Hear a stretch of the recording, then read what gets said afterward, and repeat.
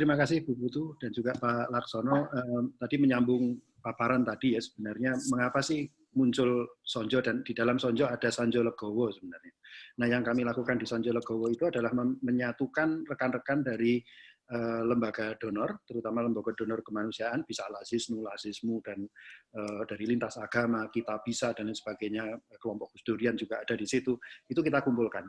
Nah, kami tidak memang ada aspek GCG yang kami cukup aware, itu sebabnya kalau di Sonjo kami tidak memperkenankan untuk fundraising. Bukan apa-apa, karena Sonjo ini kan OTB, Pak, sebenarnya. Organisasi tanpa bentuk atau informal, tentunya tidak bisa kemudian melakukan fundraising, karena itu isunya akan jauh jadi masalah. Nah, yang bisa kita lakukan kemudian adalah melakukan pool of resources ini.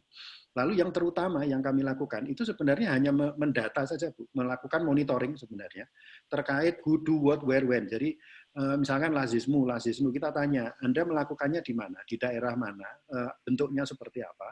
Nah, itu kita data. Kenapa demikian? Karena yang kami utamakan itu adalah bagaimana agar penyaluran itu tidak overlapping. Karena yang berbahaya sebenarnya dengan kondisi sekarang ini seringkali di dalam ketika muncul satu bencana itu, apalagi kalau nanti daerahnya itu disorot oleh TV dan lain sebagainya, itu seringkali akan mendadak mendapatkan bantuan yang banyak, tetapi kemudian tetangga-tetangganya nggak dapat. Nah, ini yang kita coba untuk menggabungkan di sini, diskusi di dalam Sonjo Legowo itu untuk menentukan sebenarnya who do what where when-nya itu. Itulah sebabnya juga di kami membuat database, di mana database itu membicarakan tentang demand dan supply. Nah, demand dan supply ini juga terkait dengan masalah filantropi tadi. Nah, sebenarnya saya agak menarik kalau kita agak menyorot lebih agak sedikit makro kaitannya dengan Perpu. Sebenarnya kalau pemerintah itu membuat hidup itu lebih mudah sebenarnya, meskipun GCG-nya masih tetap ada, yaitu adalah revisi terhadap Undang-Undang Tipikor sebenarnya. Karena kesalahan mendasar Undang-Undang Tipikor itu adalah ketika di pasal 2, pasal 3 itu menyamakan antara kerugian keuangan negara dengan kerugian perekonomian negara. Problemnya adalah tidak ada, harusnya itu kerugian itu hanya perekonomian negara, jangan keuangan negara. Kalau perekonomian negara, keuangan negara dihitung, itu jadi masalah. Kenapa? Semua subsidi itu ya merugikan keuangan negara. Siapa bilang nggak ada subsidi bisa menguntungkan keuangan negara? Nggak ada gitu. Nah, kenapa pasal itu dibuat? Karena dulu teman-teman, mohon maaf nih teman-teman ahli hukum itu punya niat yang baik, tetapi tidak tanya kepada teman-teman ekonomi, kemudian menciptakan masalah. Sekarang ini yang terjadi adalah banyak orang sebenarnya tidak melakukan korupsi, tapi kemudian bisa dijerat dengan Undang-Undang Tipikor pasal 2, pasal 3. Jadi apa yang seharusnya dilakukan itu menghilangkan kata-kata kerugian keuangan negara itu di dalam pasal 2, pasal 3 Undang-Undang Tipikor. Kalau itu dilakukan, maka akan jauh lebih enak, lebih fleksibel. Dan memang sebenarnya kita bisa melakukan orang itu melakukan korupsi atau tidak itu didasarkan pada perhitungan biaya sosialnya kok sebenarnya dari aktivitas itu sebenarnya bisa. Cuma sampai saat ini masih bahan diskusi sejak kami tahun 2008 mulai sounding masalah ini. Jadi kalau tadi dibicarakan tentang GCG juga, ini yang sebenarnya kita dorong juga lewat Sonjo, Bu, meskipun kami tidak mengatakannya secara eksplisit. Nah, masalah yang ada sekarang ini apa? Ya, masalah yang ada itu adalah bagaimana sinkronisasi antara dana yang ada di APBN, APBD, kemudian dana-dana yang lain termasuk dengan filantropi tadi. Nah, mengapa Sonjo dibuat? Itu sebenarnya begini, kami sudah memasukkan dengan beberapa rekan ekonom, memasukkan rekomendasi ke pemerintah terkaitannya dengan bahwa kita butuh BLT dan lain sebagainya, itu mungkin 4-5 minggu yang lalu.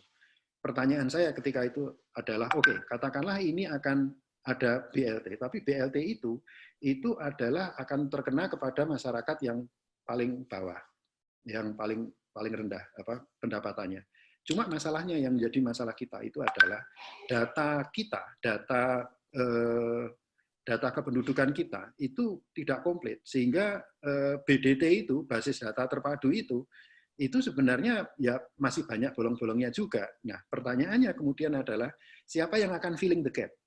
Jadi orang yang sebenarnya secara fakta itu memang sebenarnya tidak punya, tetapi kemudian tidak masuk di dalam BDT. Ini yang sebenarnya kita coba di cover melalui kita koordinasikan lewat Sonjo ini, Bu. Itu salah satu upaya untuk memberikan kayak apa ya, kayak jaring pengaman begitu. Nah, yang menjadi concern saya selama ini adalah pola-pola seperti sonjo ini masih terbatas diterapkan di daerah-daerah lain. Nah, ini pertanyaan berikutnya adalah bagaimana efektivitas di daerah-daerah lain itu kaitannya dengan masalah charity dan lain sebagainya. Terima kasih.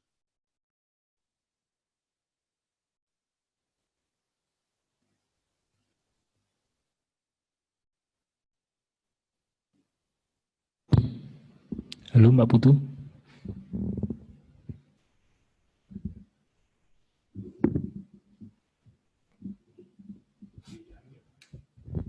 Gimana?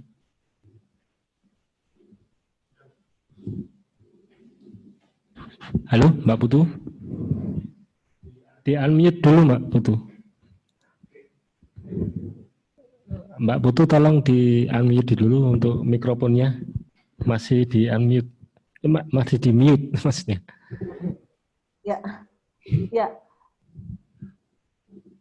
Ya sudah ya, Mbak. Dari Pak Rimawan sudah. Oke, baik. Terima kasih Pak Rimawan atas tadi penjelasannya tentang apa saja yang sudah dilakukan oleh Sonjo. Tadi terkait dengan masalah pengawasan sih terutama ya yang masih menjadi PR besar kita ini ya mengenai bagaimana penggunaan dana-dana itu agar semua pihak yang baik donaturnya maupun penggunanya itu tidak merasa was-was dengan adanya peraturan yang seolah-olah kok sepertinya membatasi. Nah, sebenarnya kita juga mengundang beberapa pihak lain untuk membahas, tapi kami masih tadi belum mendapat konfirmasi mengenai beberapa pembahas tersebut. Mungkin saya absen saja. Dari Dinas Kesehatan Provinsi DIY, apakah ada yang hadir di dalam pertemuan ini? Mungkin bisa raising hand ya, atau saya sih mendapat nama Ibu Fitria Agus ya, tapi di sini ada yang bernama Fitria Agus, tapi apakah beliau sebagai wakil dari Dinas Kesehatan atau bukan ya? Kemudian ada pembahas lain yaitu Ibu Adinda dari Rumah Sakit Muhammadiyah Temanggung, mungkin bisa sharing pengalaman mengenai bagaimana mengumpulkan atau menggalang filantropi ya, mengorganisir sebuah kegiatan filantropi untuk mendanai kegiatan-kegiatan sosial di Rumah Sakit Muhammadiyah Temanggung. Saya melihat tadi Ibu Adinda sudah bergabung bersama kita. Kami persilakan Ibu Adinda. Mungkin admin bisa minta tolong di unmute. Baik.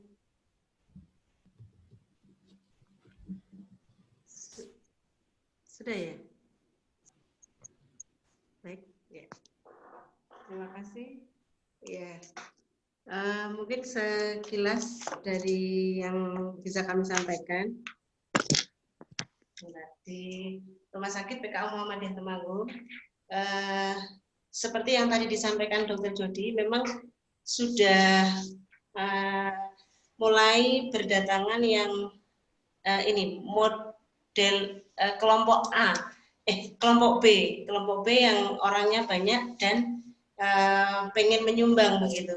Nah, kemudian pada awalnya rumah sakit menetapkan untuk yang in natura, jadi barang yang diterima begitu. Jadi sumbangan yang berupa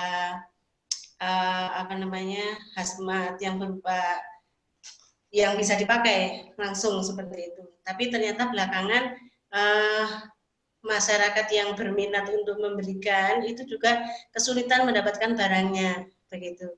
Nah, sehingga pada akhirnya kami memutuskan untuk membuka juga kanal yang rupiahnya dan untuk mengamankan maka kami bekerja sama dengan Najismu sebagai menggalang dananya ya. Jadi karena memang untuk rumah sakit saat ini menggalang dananya kami bersama, jika berupa rupiah itu kami bersama dengan lembaga zakat, ambil zakat, infak, sedekah dan dana keagamaan lainnya. Jadi dana-dana yang pemberian seperti itu lebih aman jika kemudian kami kolaborasi dengan lembaga zakat seperti itu. Jadi mungkin sekilas seperti itu dulu yang bisa kami sampaikan. Terima kasih Bu Putu ya. Baik, terima kasih Ibu Adinda dari Rumah Sakit Muhammadiyah Temanggung. Jadi memang dalam kasus COVID ini kami melihat dari awal suasananya memang dari sisi supply ya, terutama APD untuk para tenaga kesehatan itu yang sangat langka, sehingga kelihatannya kalau sumbangan uang juga kalau barangnya nggak ada atau mahal sekali dan susah didapat itu juga akan menjadi masalah ya. Nah ini sebenarnya kemarin di fase diskusi yang kita membahas logistik itu sempat dibahas juga bahwa sebenarnya donatur-donatur itu adanya kelihatannya bagaimana mempertemukan antara donatur dengan pihak-pihak yang membutuhkan ini yang perlu diatur supaya tidak ada distribusi logistik medis ini bisa tepat sasaran dan sampai pada waktu yang tepat ke tempat yang tepat. Baik. Oh ya, sedikit saya menambahkan.